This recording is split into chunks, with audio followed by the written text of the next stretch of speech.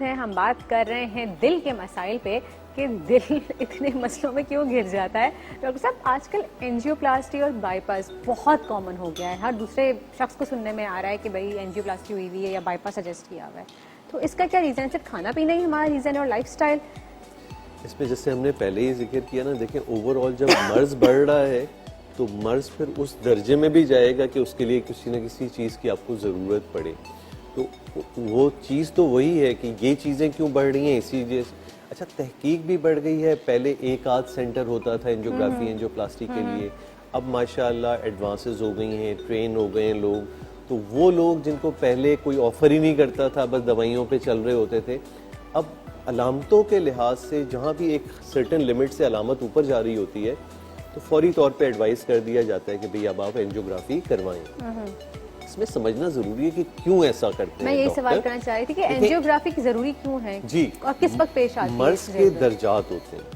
ایک تو اینجیوگرافی اینجیوپلاسٹی آج کل ایک اور ٹرینڈ آ گیا ہے کہ ہم ایکیوٹ ہارٹ اٹیک کے دوران, کہ جیسے کسی بھی مریض کو دل کا دورہ پڑ رہا ہے, تو اب دنیا بھر میں علاج کا طریقہ یہی ہو گیا ہے کہ اس کی اسی وقت فوری اینجیوگرافی کر لیں.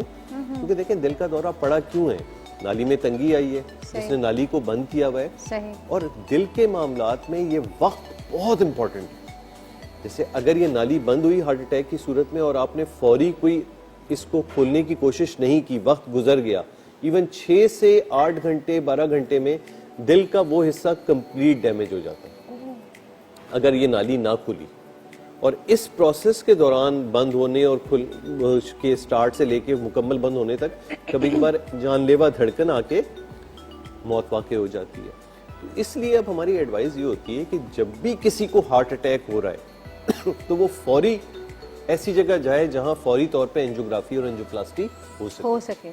ایک تو یہ والی کیٹیگری ہو گئی ایکیوٹ ہارٹ اٹیک, اور اس میں کیونکہ ہمارے یہاں NICVD میں پچھلے کئی سالوں سے یہ فری آف کاسٹ ہو رہی ہے.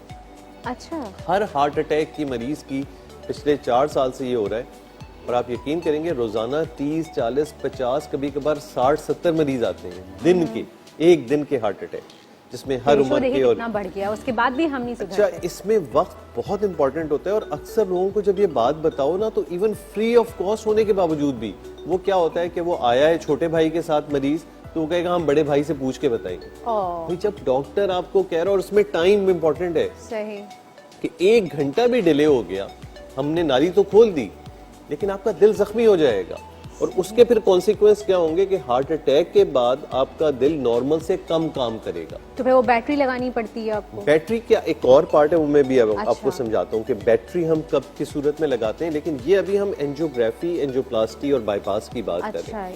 ایک تو اینجیوگرافی اینجیوپلاسٹی کی ضرورت ایکیوٹ ہارٹ اٹیک میں پڑتی ہے. دوسرے اس نوعیت کے مریض جن کو انجائنا یعنی دل کا درد اس درجے میں پہنچ گیا ہے کہ دوائی پہ رہتے ہوئے آپ تھوڑی سی بھی ایکٹیویٹی کریں, آپ نے سنتے ہوں گے لوگ کہتے ہیں ہمیں سینے پہ درد آ جاتا ہے, یہ سیڑھیاں چلتے ہیں, سیڑھی چڑھتے ہیں, وزن اٹھے کے چلتے ہیں, کھانے کے بعد چلتے ہیں تو سینے پہ درد آ جاتا ہے. یہ بھی وہ لوگ ہیں جن کو اب دوائی سے کام چلنے والا نہیں ہے. آپ کو اینجیوگرافی کروانی ہے. اینجیوگرافی میں پتہ چلے گا کہ آپ کی نالیوں میں کہاں کہاں کتنی تنگی ہے.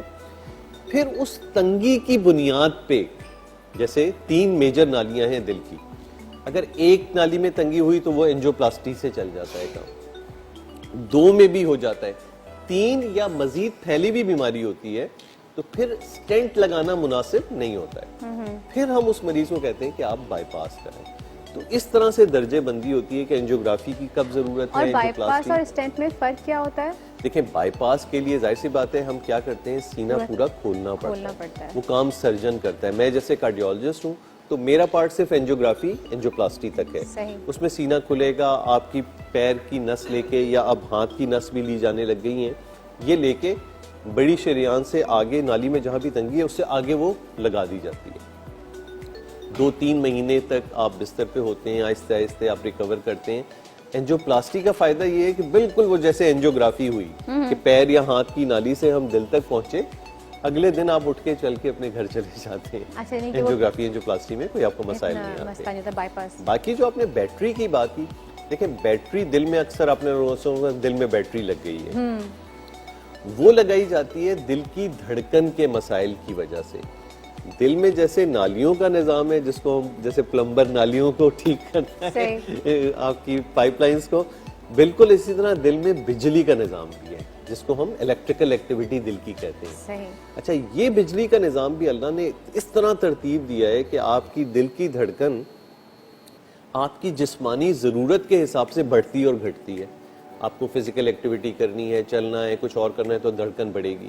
آپ بالکل سکون سے تو دھڑکن کم ہو جائے گی. تو اس کو مینٹین کرنے کے لیے ہم بیٹری لگاتے ہیں. اس میں کچھ لوگوں کی یہ سسٹم خراب ہو جاتے ہیں. صحیح. اب کیا ہوتا ہے کہ ان کی دھڑکن ضرورت کے تحت بڑھ نہیں رہی ہے، اور کبھی کبھی بیٹھے بیٹھے اتنی کم ہو جاتی ہے کہ دل کی رفتار اتنی کم ہو گئی کہ دماغ تک خون کا جانا، اور وہ بے ہوش ہو جاتے ہیں، گر جاتے ہیں. اب کیا کرتے ہیں اس صورت میں پھر ہم دل میں ایک بیٹری لگا دیتے ہیں. اچھا، وہ بیٹری ایکچولی دل میں نہیں لگتی ہے، بیٹری سینے میں ایک جگہ ہے، یہاں پہ ہم کاٹ یہ تو مزید ڈیٹیل میں بات کروں گی آپ سے کہ بیٹری کہاں لگاتے ہیں اور ہمیں